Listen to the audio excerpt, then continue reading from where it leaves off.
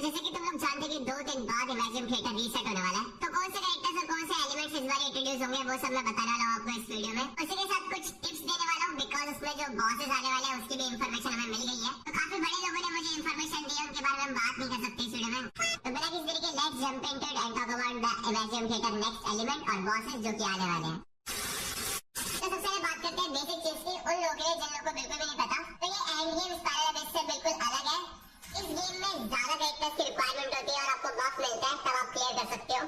तो इतना डिफिकल्ट नहीं होता, मगर स्टिल एक स्ट्रेटजी बेस कि आपको कौन से एलिमेंट के कैरेक्टर्स रन करने हैं और कौन सा बफ पिक करना है। इस गेम में सारे के सारे रिवॉर्ड्स पाने के लिए आपको विजनरी मोड करना पड़ता है, लेकिन अगर आपके पास कैरेक्टर्स की शॉर्टेज है तो आप हार्ड मोड या फिर नॉर्मल मोड कर सकते हो। उस हिसाब से आपको प्रीमियम्स मिल जाएंगे। इसमें सबसे अच्छी बात यह है कि इसमें स्टार्स की जरूरत नहीं पड़ती आपको, जैसे पैरेलल बेस में स्टार्स की जरूरत पड़ती है।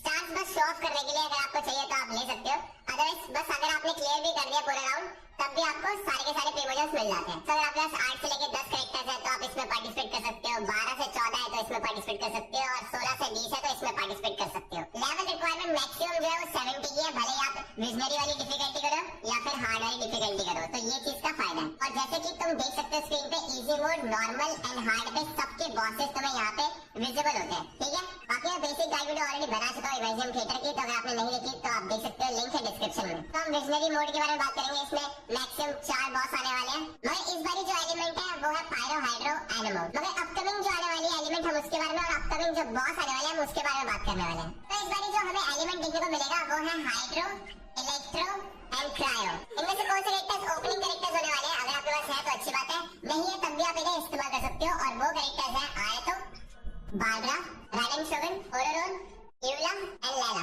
तो ये 6 कैरेक्टर्स आप इस्तेमाल कर सकते हो, भले आपके पास बिल्ड हो या ना हो। स्पेशल इनविटेशन में जो आ रहे हैं, जो डिफरेंट एलिमेंट है बिल्कुल इनसे हटके, वो है स्पेशल गेस्ट में मिजुकी, नाविया, जिनियन, होमा।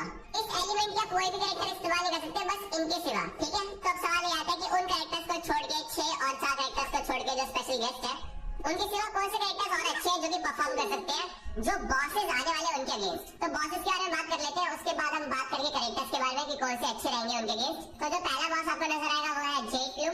ये बहुत ज्यादा इजी एनिमी है, इसके पास हर एक एलिमेंट का 15% रेस होता है, मगर डेंड्रो का 80% होता है, जिस वजह से डेंड्रो डीपीएस इसके सामने बहुत ही बेकार होंगे। और अच्छी बात यह कि इमेजिन थिएटर में डेंड्रो एलिमेंट भी है नहीं, तो मिक्सर अगर आप चाहो तो पायरो डीपीएस, इलेक्ट्रो डीपीएस और हाइड्रो डीपीएस रन कर सकते हो, इवन क्रायो भी कर सकते हो, बर्निंग मेल्ट भी कर सकते हो। इसके अकॉर्डिंग आप 1-2 कैरेक्टर्स को सेव रखना अंटिल आप इसके स्टेज तक पहुंचो तब तक, ठीक है। सेकंड स्टेज पे जो आपको एनिमी देखने को मिलेगा वो है ये imperial of fire and iron. इस एनिमी को डिफीट करना भी काफी इजी है, बस इसके अगेंस्ट हाइड्रो डीपीएस की रिक्वायरमेंट ज्यादा है, क्योंकि हाइड्रो डीपीएस से आप इसकी शील्ड को ब्रेक कर सकते हो एज सून एज पॉसिबल। तो शील्ड होने पे इसको 70% रेस होता है सबका, हर एक एलिमेंट का, मगर पायरो के अगेंस्ट 120% होता है। मगर जैसे आप इसकी शील्ड ब्रेक कर लोगे हाइड्रो से, उसके बाद प्रीटी मच आप किसी से भी डैमेज डील करके इसको डिफीट कर सकते हो। ये बहुत ही इजी है, लेकिन याद रखना हाइड्रो डीपीएस ज्यादा इफेक्टिव होगा, उसके बाद आप क्रायो या फिर इलेक्ट्रो एलिमेंट रन कर सकते हो। एंड तीसरे स्टेज पे आपको देखने को मिलेगा इलेक्ट्रो, हैमर, वैनगार्ड ये वाला और पतुई पायरो वाला।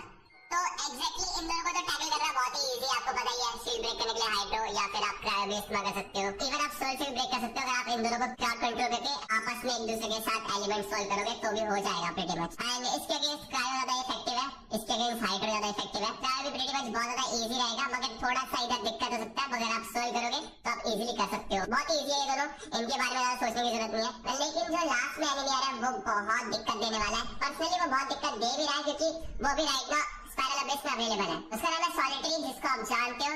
ये बंदा बहुत खतरनाक बंदा है, यही आपको दिक्कत दे सकता है अगर लास्ट स्टेज तक अगर आपके पास कोई भी बफ नहीं हुआ और लास्ट में अगर आपके पास कोई डीपीएस नहीं है हाइड्रो के सिवा, तो आप बहुत बड़ी प्रॉब्लम में फंस सकते हो। तो इसलिए कोई ना कोई इलेक्ट्रो डीपीएस ज्यादा इफेक्टिव रहेगा, या फिर आप जियो में नाविया को रन कर सकते हो अगर आपके पास नाविया है तो, क्योंकि वो एक स्पेशल गेस्ट है। क्रायो डीपीएस भी काम कर लेगा, अगर आप फ्रीज कर सकते हो तो वो भी बेटर रहेगा।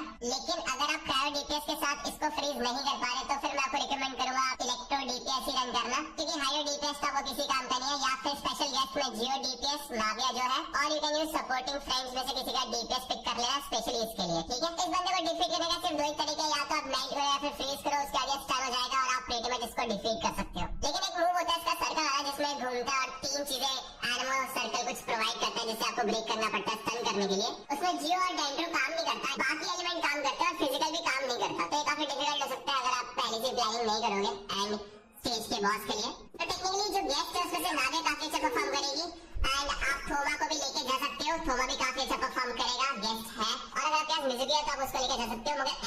काम नहीं करेगी, ठीक है। तो बेस्ट DPS जो परफॉर्म करेगा इस बारी वो है न्यूब्लिट, फ्लोरिन, रेजलिंग।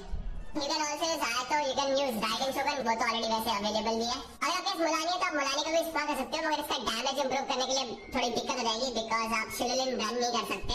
तो फुरीना और न्यूब्लिट का पेयर ज्यादा बेटर रहेगा। आप गार्नियर भी इस्तेमाल कर सकते हो, आप यूला भी इस्तेमाल कर सकते हो, मगर लास्ट में थोड़ा सा दिक्कत हो सकता है यूला यूजर्स के लिए। मगर प्राइम एप्लीकेशन ज्यादा यूजफुल होगी, खासकर गार्नियर की बस, इसलिए मैं गार्नियर को पहली प्रायोरिटी दूंगा। कम से ट्राई को काफी अच्छा परफॉर्म करेगी, चाय काफी अच्छा परफॉर्म करेगा, फिशर काफी अच्छा परफॉर्म करेगी, शिंचू कर सकता है, काया कर सकता है। You can also use razor and Barbara अगर आपको हीलर चाहिए हाइड्रो में तो, मगर बारबरा तो ऑलरेडी अवेलेबल होगी।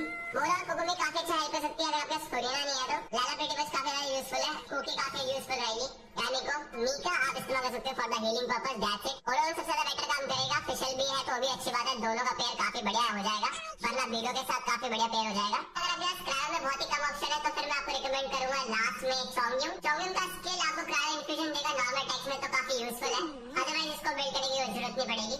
And same goes for electro में अगर आपके पास टचिंग है तो आप इस्तेमाल कर सकते हो, अदरवाइज राइडन से ही आपका काम हो जाएगा, राइडन या फिर क्लोरिन है तो उससे काम हो जाएगा। और गेलन अगर आपके पास होगी तो और भी अच्छी बात है, आपके पास ज्यादा हाइड्रो ऑप्शन होंगे तो फिर क्रायो ऑप्शन भी आपको इंक्रीज करने पड़ेंगे, तो रोजारिया बेटर काम करेगी, सिटलानी, शार्लेट, क्योंकि फ्रोजन कर पाओगे तभी ये इस्तेमाल कर पाओगे, वरना कोई फायदा नहीं है, क्योंकि इसके एलिमेंट्स के कंसिस्टेंट क्रायो तभी अप्लाई करेंगे जब आप मेल्ट करोगे या फिर फ्रीज करोगे।